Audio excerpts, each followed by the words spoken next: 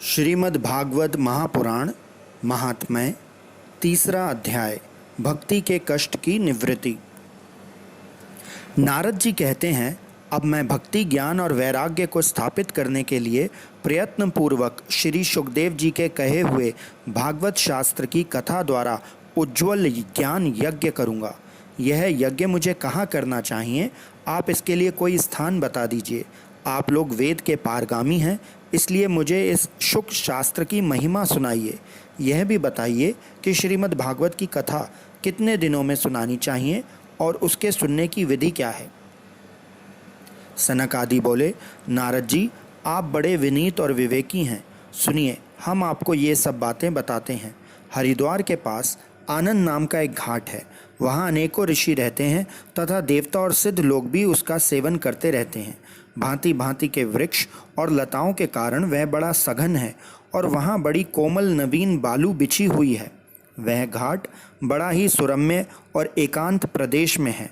वहाँ हर समय सुनहले कमलों की सुगंध आया करती है। उसके आसपास रहने वाले सिंह, हाथी आदि परस्पर विरोधी जीवों के चित्त में भी वैर भाव नहीं है। वहाँ आप बिना किसी विशेष प्रयत्न के ही ज्ञान यज्ञ आरंभ कर दीजिए। उस स्थान पर कथा में अपूर्व रस का उदय होगा।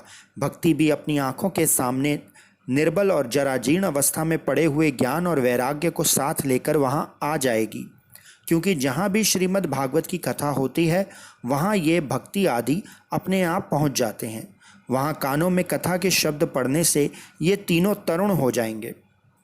सूत जी कहते हैं, इस प्रकार कहकर नारद जी के साथ सनक आदि भी श्रीमद् भागवत कथा अमृत का पान करने के लिए वहाँ से तुरंत गंगा तट पर चले आए। जिस समय वे तट पर पहुँचे, भूलोक, देवलोक और ब्रह्मलोक सभी जगह इस कथा का हल्ला हो गया। जो भगवत कथा के रसिक विष्णु भक्त थे, वे सभी श्रीमद् भागवत अमृत का पान करने के लिए सबसे आगे दौड़ दौड़ कर आने लगे।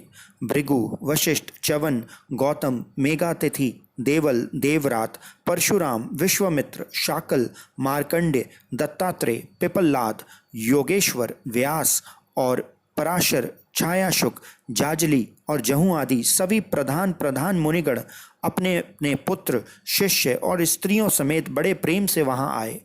इसके सिवा वेद, वेदांत, उपनिषद, मंत्र, तंत्र, 17 पुराण और 6 शास्त्र भी मूर्तिमान होकर वहां उपस्थित हुए।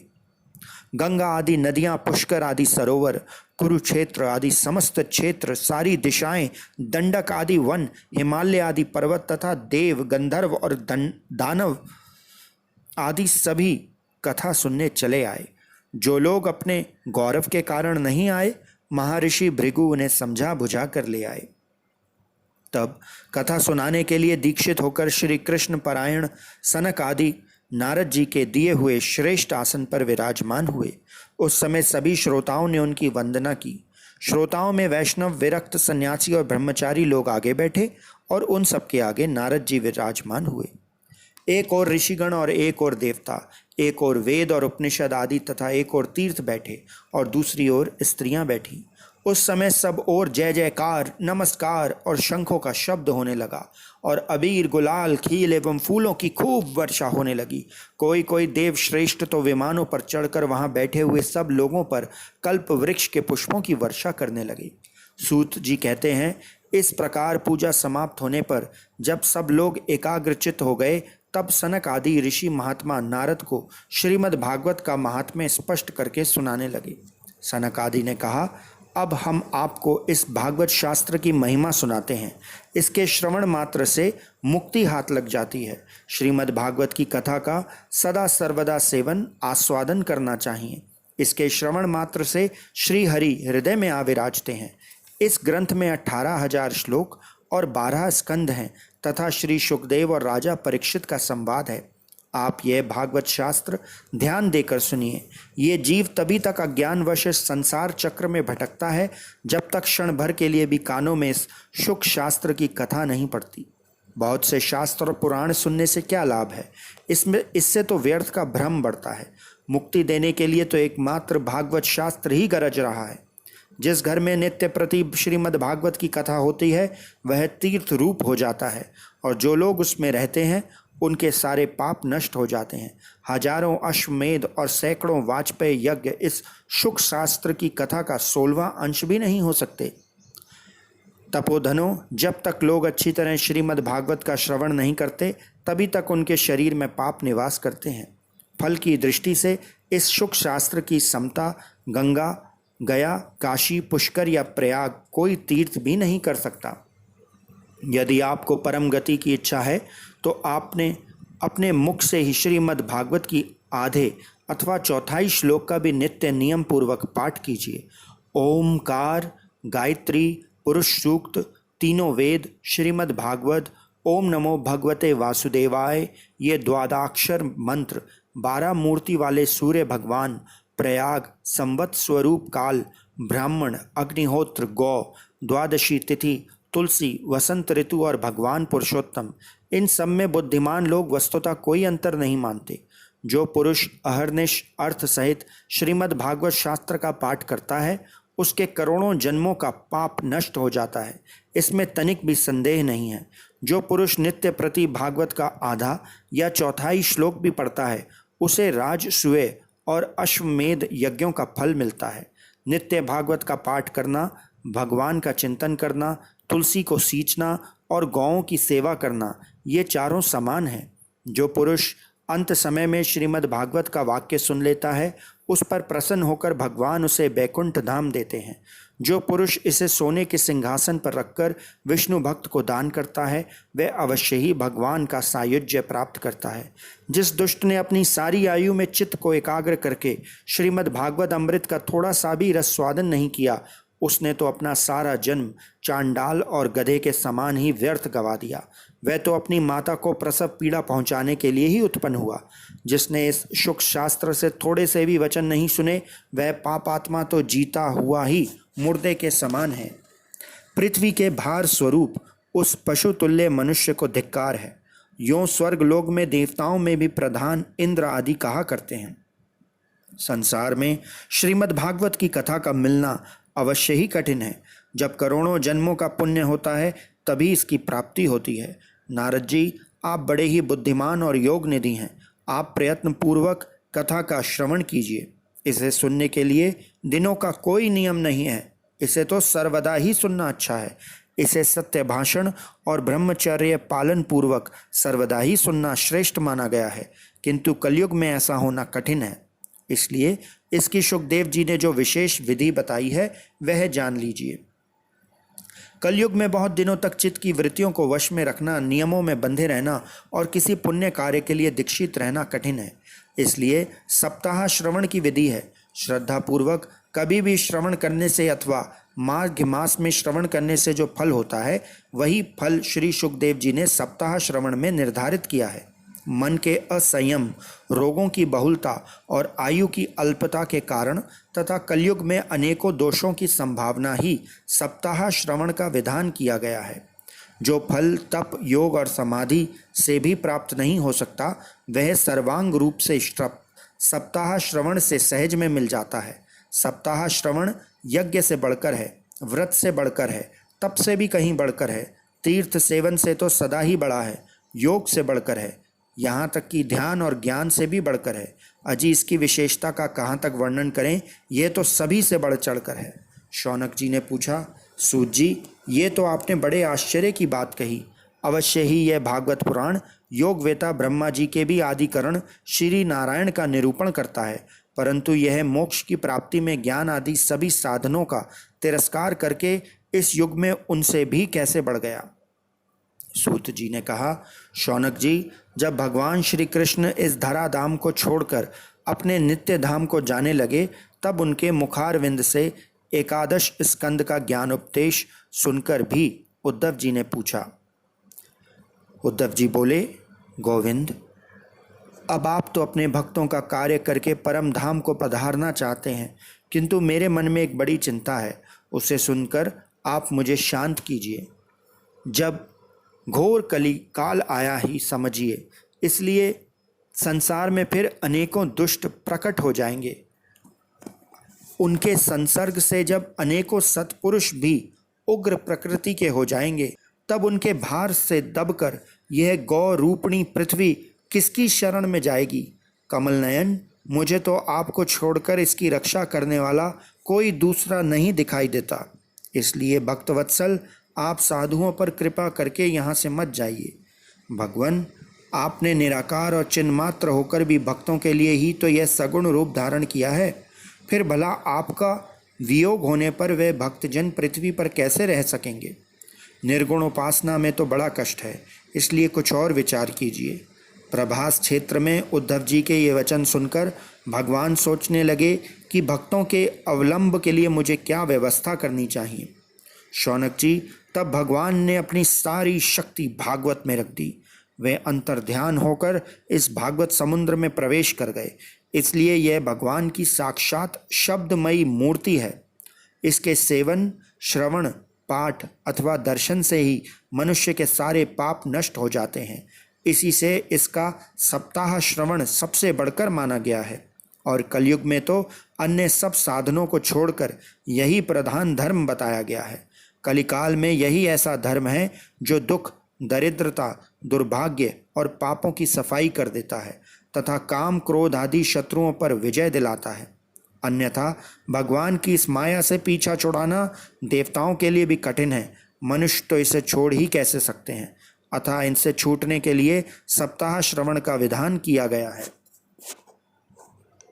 सूत जी कहते हैं, शौनक जी, जिस समय सनक आदि मुनीश्वर इस प्रकार सप्ताह श्रवण की महिमा का बखान कर रहे थे, उस सभा में एक बड़ा आश्चर्य हुआ। उसे मैं तुम्हें बतलाता हूँ, सुनो। वहाँ तरुण अवस्था को प्राप्त हुए अपने दोनों पुत्रों को साथ लिए विशुद्ध प्रेम रूपा भक्ति बार बार श्री कृष्ण गोविंद हरे मुरारे, हे नाथ नारायण वासुदेवा आदि भगवान नामों का उच्चारण करती हुई अकस्मात प्रकट हो गई। सभी सदस्यों ने देखा कि परम सुंदरी भक्ति रानी भागवत के अर्थों का आभूषण पहने वहीं पधारी। मुनियों की उस सभा में सभी ये तर्क वितर्क करने लगे कि यह यहाँ कैसे आई, कैसे प्रविष्ट हुई। तब सनक आदि ने कहा, ये भक्ति देवी अभी अभी कथा के अर्थ से निकली है। उनके ये वचन सुनकर भक्ति ने अपने पुत्रों समेत अत्यंत विनम्र होकर सनत कुमार जी से कहा। भक्ति बोली, मैं कलयुग में नष्ट प्राय हो गई थी। आपने कथा अमृत से सींचकर मुझे फिर पुष्ट कर दिया। अब आप यह बताइए कि मैं कहाँ रहूं? यह सुनकर सनक आदिक ने उनसे कहा, तुम भक्तों को भगवान का स्वरूप प्रदान करने वाली, अनन्य प्रेम का संपादन करने वाली और संसार रोग को निर्मूल करने वाली हो। अतः तुम धैर्य धारण करके नित्य निरंतर विष्णु भक्तों के हृदय में ही निवास करो। ये कलयुग के दोष भले ही सारे संसार पर अपना प्रभाव डालें, किंतु वहाँ तुम पर इनकी दृष्टि भी नहीं पड़ सकेगी। इस प्रकार उनकी आज्ञा पाते ही भक्ति तुरंत भगवत भक्तों के हृदय में जा विराजी। जिनके हृदय में एकमात्र श्री हरि की भक्ति निवास करती है, वे त्रिलोकी में अत्यंत निर्धन होने पर भी परम धन्य हैं, क्योंकि इस भक्ति की डोरी से बंध कर तो साक्षात भगवान भी अपना परम धाम छोड़कर उनके हृदय में आकर बस जाते हैं। भूलोक में यह भागवत साक्षात पर ब्रह्मा का विग्रह है। हम इसकी महिमा कहाँ तक वर्णन करें। इसका आश्रय लेकर इसे सुनाने से तो सुनने और सुनाने वाले दोनों को ही भगवान श्री कृष्ण की समता प्राप्त हो जाती है। अतः इसे छोड़कर अन्य धर्मों से क्या प्रयोजन। इति श्री पद्म पुराणे उत्तरखंडे श्रीमद्भागवत महात्म्ये भक्ति कष्ट निर्वन्तेनम नाम तृतीयो अध्याय। श्री कृष्ण गोविंद हरे मुरारे, हे नाथ नारायण वासुदेव। श्री कृष्ण गोविंद हरे मुरारे, हे नाथ नारायण वासुदेव। श्री कृष्ण गोविंद हरे मुरारे, हे नाथ नारायण वासुदेव।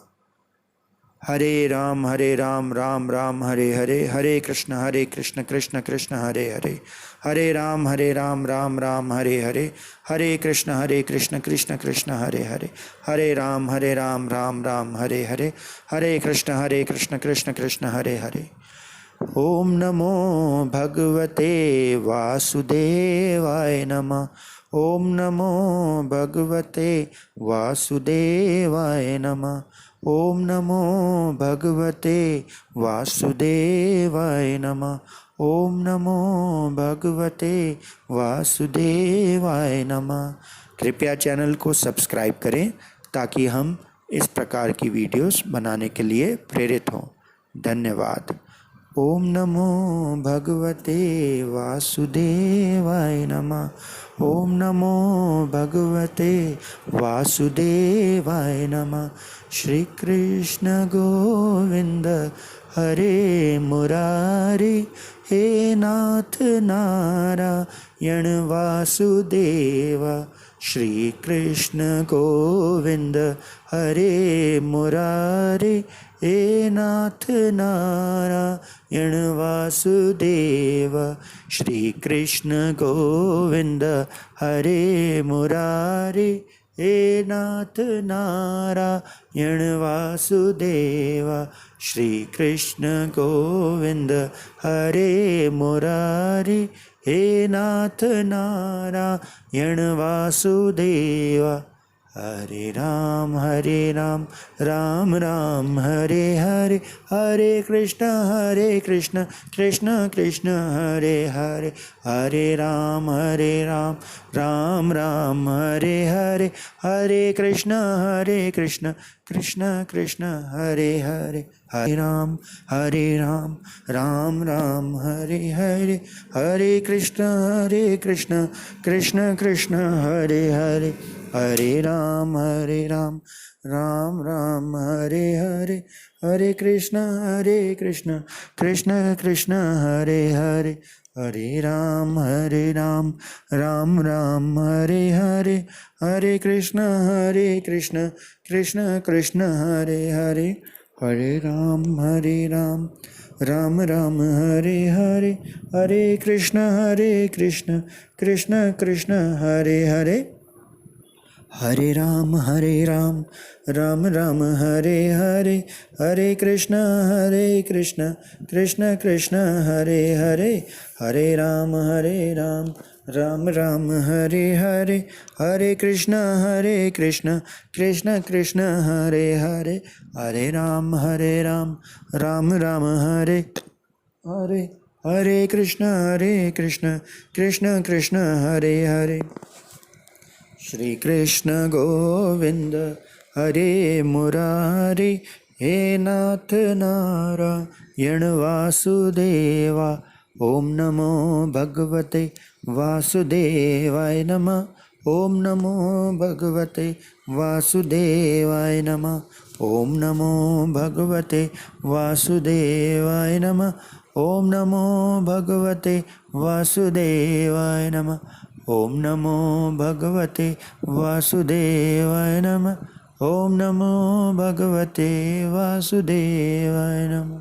श्री कृष्ण गोविंद हरे मुरारी, हे नाथ नारायण वासुदेवा। श्री कृष्ण गोविंद हरे मुरारी, हे नाथ नारायण वासुदेवा। श्री कृष्ण गोविंद हरे मुरारी, हे नाथ नारायण वासुदेवा। श्री कृष्ण गोविंद हरे मुरारी, हे नाथ नारायण वासुदेवा। श्री कृष्ण गोविंद हरे मुरारी, हे नाथ नारायण वासुदेवा। श्री कृष्ण गोविंद हरे मुरारी, हे नाथ नारायण वासुदेवा। श्री कृष्ण गोविंद हरे मुरारी, हे नाथ नारायण वासुदेवा। श्री कृष्ण गोविंद हरे मुरारी, हे नाथ नारायण वासुदेव। श्री कृष्ण गोविंद हरे मुरारे, हे नाथ नारायण वासुदेव। श्री कृष्ण गोविंद हरे मुरारे, हे नाथ नारायण वासुदेव। श्री कृष्ण गोविंद हरे मुरारे, हे नाथ नारायण वासुदेव। श्री कृष्ण गोविंद हरे मुरारे, हे नाथ नारायण वासुदेव। श्री कृष्ण गोविंद हरे मुरारे, हे नाथ नारायण वासुदेव। श्री कृष्ण गोविंद हरे मुरारे, हे नाथ नारायण वासुदेव। श्री कृष्ण गोविंद हरे मुरारे, हे नाथ नारायण वासुदेव। श्री कृष्ण गोविंद हरे मुरारे, हे नाथ नारायण वासुदेव। श्री कृष्ण गोविंद हरे मुरारे, हे नाथ